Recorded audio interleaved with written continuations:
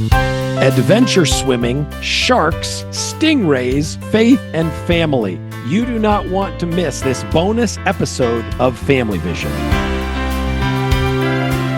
Hi, my name is Emily Rienow. Welcome to Family Vision, the podcast from Visionary Family Ministries, encouraging families through practical, encouraging, and real conversations. Rob Rienow here with Visionary Family Ministries. You're going to love this special bonus edition of Family Vision. We're going to talk about adventure swimming, sharks, stingrays, faith, family, addiction, recovery.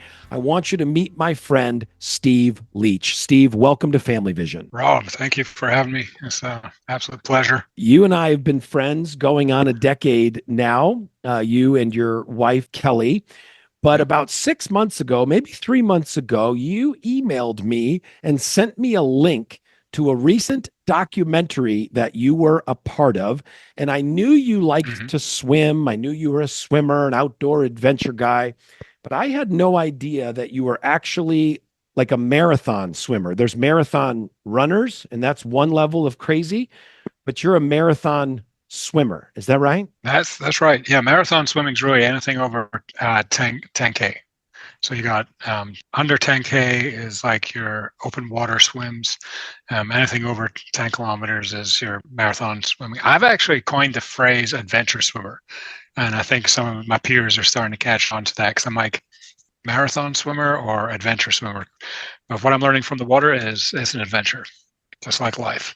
Well, you sent me this link to this documentary, Beyond the Shoreline, the Channel of Bones, and it is your story of your attempt to swim the Molokai Channel in Hawaii, which is 28 miles of open ocean. Who ever thought that that sort of swim was possible, and why did you attempt it? There's like 7 channels, and this is actually the longest of them. And you mean 7 channels years ago around the world? Yeah, there's Ocean 7. English Channel is the famous one. It's like the Mount Everest of swimming, and that one's 20 miles, but colder waters. But long story short is I got into swimming again after 26 years of not swimming. I was a competitive swimmer, dropped out of that in college, and just started a life that was heading away from Christ. Got involved into the restaurant industry, and years and years and years went by. Thankfully, the Lord cleaned up my life in 2010. About 2000, maybe 17, I started swimming again. So I was doing these swims, and then COVID hit, and I was supposed to try and swim across the lake in Michigan, Bethany Beach to Chicago, about 40 miles, but my boat fell through. So I just swam up and down the coast with my wife, kayaking, and one of our daughters kayaking, and then one of our friends in the documentary, Laura and Elaine. I think I ended up doing just over 28 miles that day. Learned a lot about just swimming for that period of time. Realized that was longer than English Channel.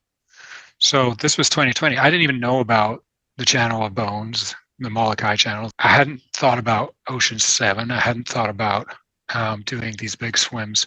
Found myself then doing another lake down in South Carolina called Lake Kiwi from top to bottom. That to date, I don't know anybody that else has done it, and it was 22 miles.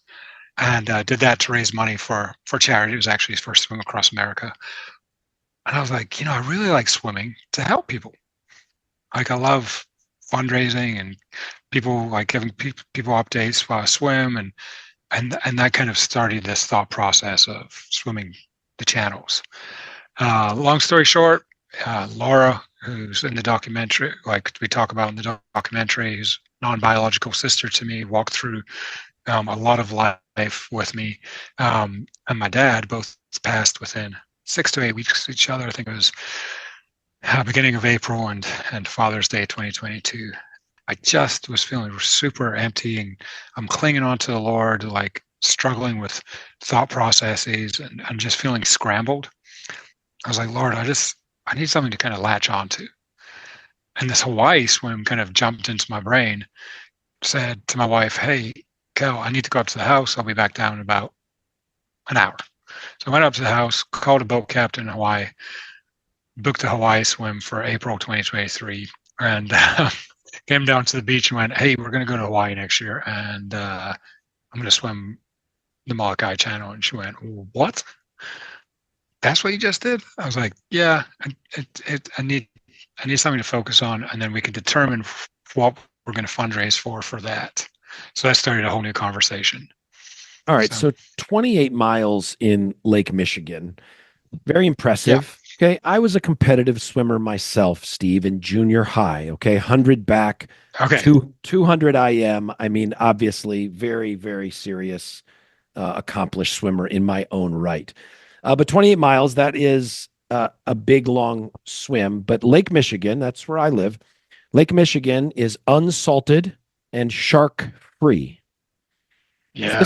This route in the open ocean in Hawaii was salted. No, that's not the end of the world. But I love to fish. So the first thing I was thinking about when you sent me this documentary is what in the world kind of marine life, let's put it in the nice term, is he going to encounter? And the other thing that kind of freaked me out, this was a 14-hour swim if you make it? Depends on the tide and the swimmer. I did it in just under 13 hours, which was very fortunate. A friend of mine who's a lot faster than me and younger did it in 16 hours because he didn't get the same current. So obviously we're going to leave at dawn so that we can get hopefully to the other shore at sunset, right? No. We leave at 6 o'clock at night, and sunsets around 7:30, and you go into the middle of the channel in the pitch dark. What? Why?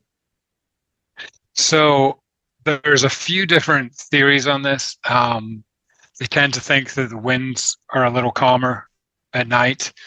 You're not going to get heat exhaustion from the sun as much. The marine life isn't as active at night. They've just deemed that the safest way to do it. I think also if you leave at 6 o'clock at night, and usually it's 14, 16, 18-hour swim, somewhere in there. Most people are 16 to 18 hours. That means that the next day you're going to be landing at Sandy Beach or Davis Beach in daylight, not at night. And it's a lot less dangerous because Sandy Beach is also nicknamed Breakneck Beach. It's got the most broken backs, broken necks in Hawaii and the Hawaiian Islands because of the shore break there. So you got to be really careful coming in there. You did not have a shark encounter, but you did have a shark equipment encounter. Can you talk about that?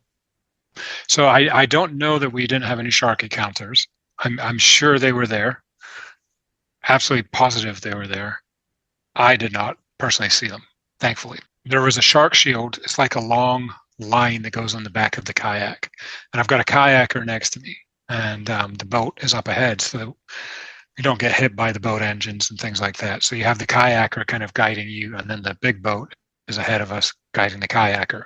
So I'm kind of tagging along next to the kayak. There's a big long rope with a metal going through the center of it and an electric pack on it that sends out electric pulse into the water so that any sharks, if they're coming from the behind and start to track you, because that's usually where they'll come from, is they'll come up from your prey from behind, is putting out an electric arc, and that'll kind of hit their senses and they'll zip the other way. However, when your kayaker gets blown by a 30-mile-an-hour wind and gets blown way ahead of you and then goes to backtrack, the line compresses. And when the line compressed, it hit me in the middle of the chest. And at that point, we had found out that the electricity in the shark shield does actually work, because I did scream. And then it hit me in the side, and then I swam in the opposite direction very fast. So I know I'm not really selling this like it's a great fun thing to do. It's definitely an adventure. Anything and everything can and will go wrong, and it's really just a lot about overcoming and a big faith walk or a faith swim. Well, I'm not going to do too many spoilers because I want people to watch the documentary. I'll just say that folks are going to want to hear the story about the jellyfish and the Portuguese man of war adventures, but I want to talk about the more important aspects of this, the more fascinating aspects of this, which were less about the swim, although I think I'm going to come back and ask you some questions. The whole documentary weaves through your relationships with your wife, Kelly, with your father, Ian, with the Lord, as well as your journey to freedom from addiction. And I wanted to just start off by having you talk a little bit about your father and his role in your life's journey and even how that interfaced with this adventure. Yeah, Dad was an adventurer in himself. He was the guy that grew up down in the sheep farms of Scotland during the war and always wondered what was over the next hill. He came over to America in 1966 to go to Moody Bible Institute as someone who never graduated from high school. He had this thing. He just kept saying, I would be no one without Jesus. I would be nothing. I would never have done any of these things, whether it was sitting with having conversations with the richest of the rich or the poorest of the poor in India. He was just always content in where the Lord was placing him. And when you take that framework to every part of your life, it doesn't mean your life's going to be easy. Just like swimming in a channel, it's not going to be easy. It's going to be really hard and really painful. I constantly go back to Dad always being able to see those lessons and share those with others. Yeah, he was a special man. Might not have taught me a bunch of other stuff that a lot of other dads might have learned, but he taught me what mattered eternally. And that's what I absolutely love. When you first introduced yourself, you nibbled around the edges of in your college years, taking a little bit of a life detour, starting to make some choices that were piling up in an unhealthy way. Can you go back and unpack some of that? And I also then want you to tie in your dad's response and what your relationship was like with your dad during those maybe challenging years. Yeah, the challenging years, that's a good way to describe it. So growing up inside the Christian circles in the 80s with a dad who's pretty connected.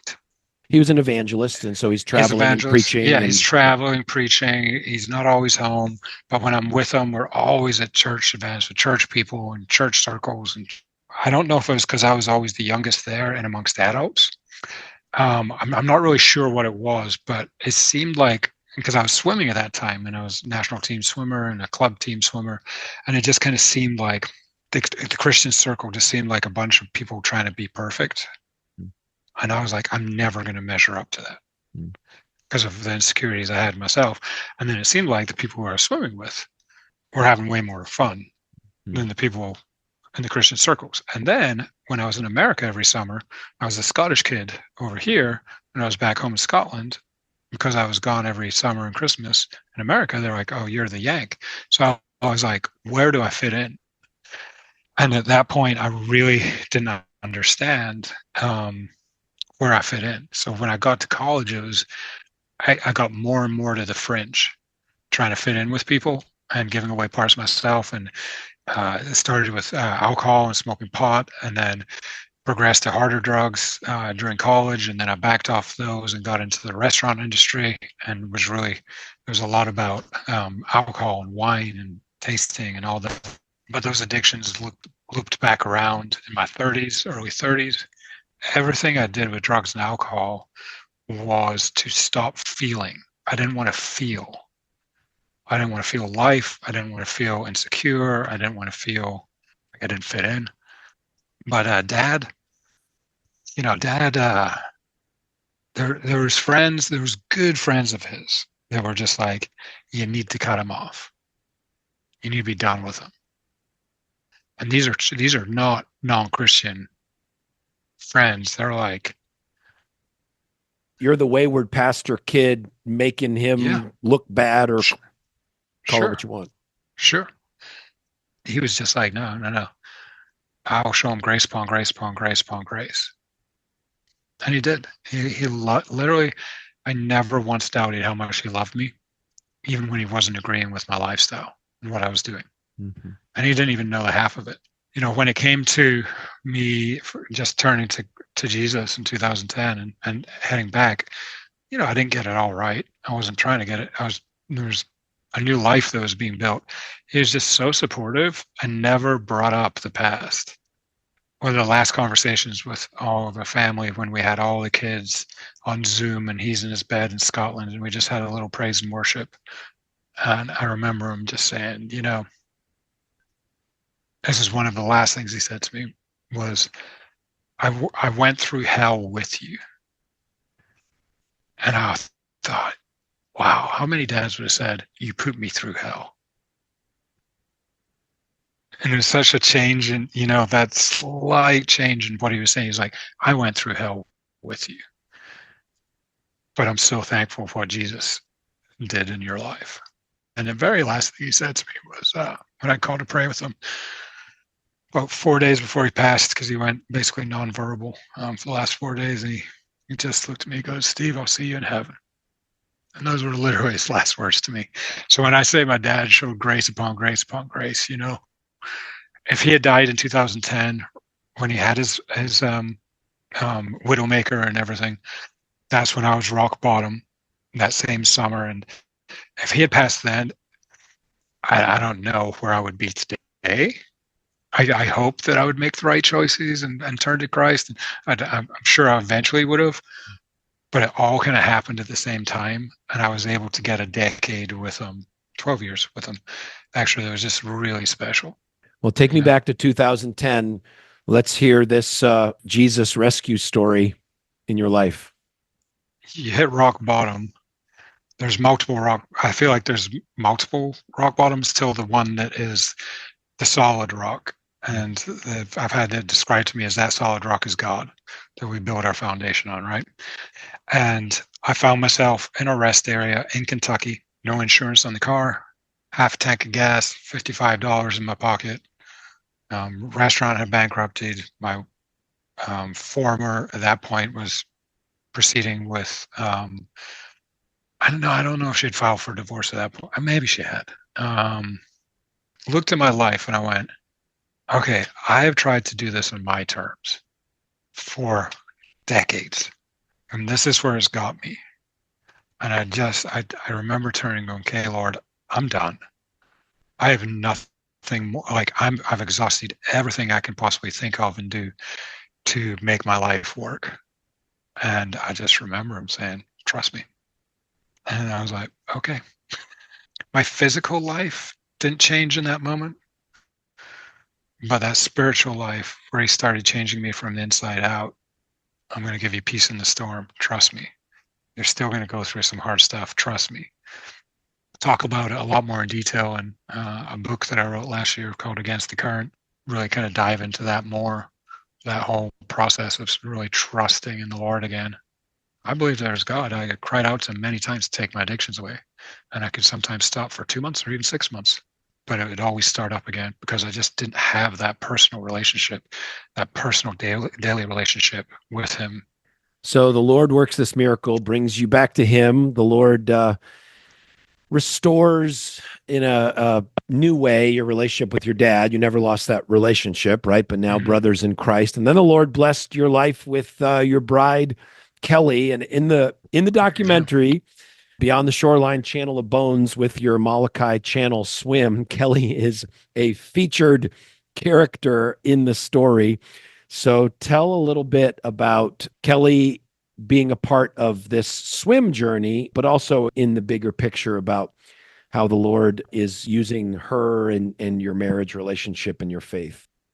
Kelly in the movie is the star, flat out. Like I look at her, I'm just like, oh my gosh, you're the best. Like the fact that you would come on a boat in the middle of the ocean in the middle of the night to almost like watch your husband almost like torture himself to be able to complete these swims.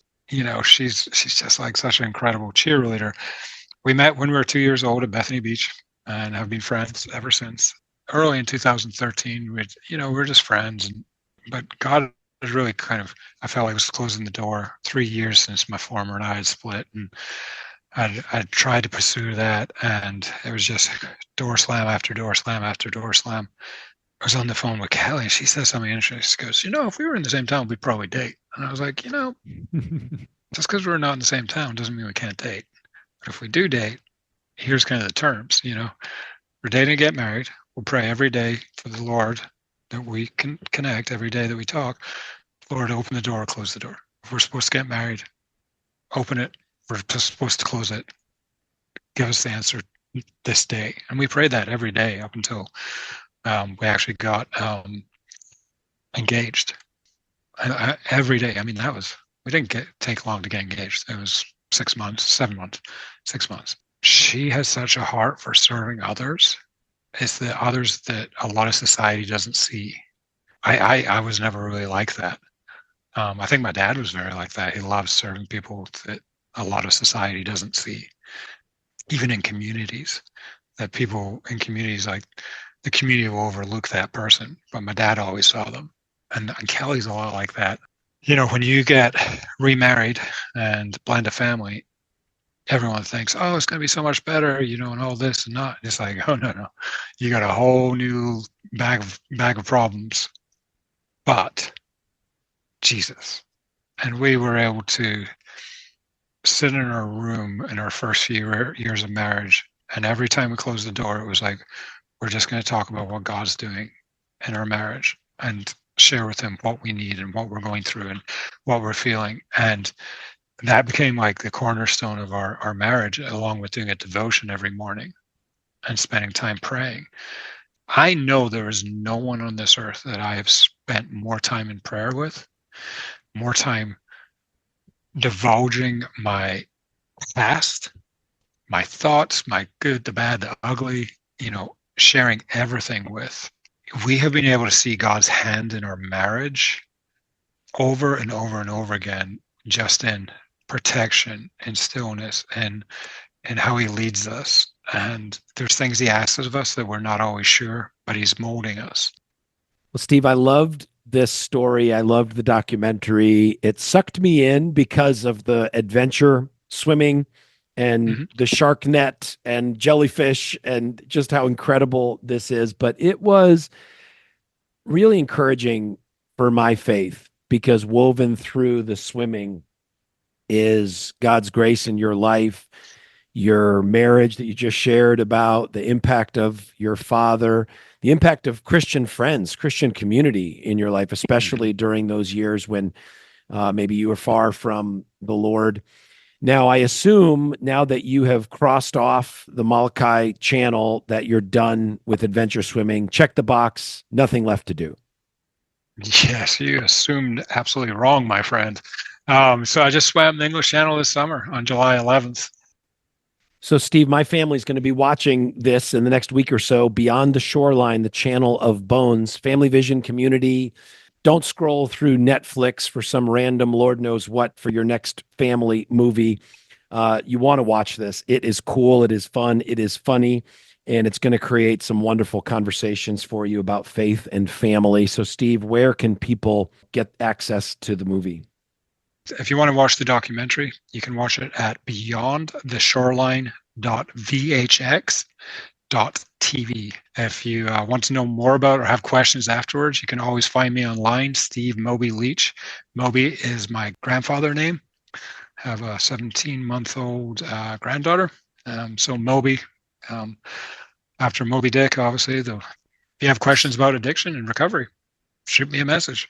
Love to chat you. If you have a question about your kids going through addiction or recovery and you're not sure what to do, shoot me out. I'll have a conversation with you and we can just pray through it together.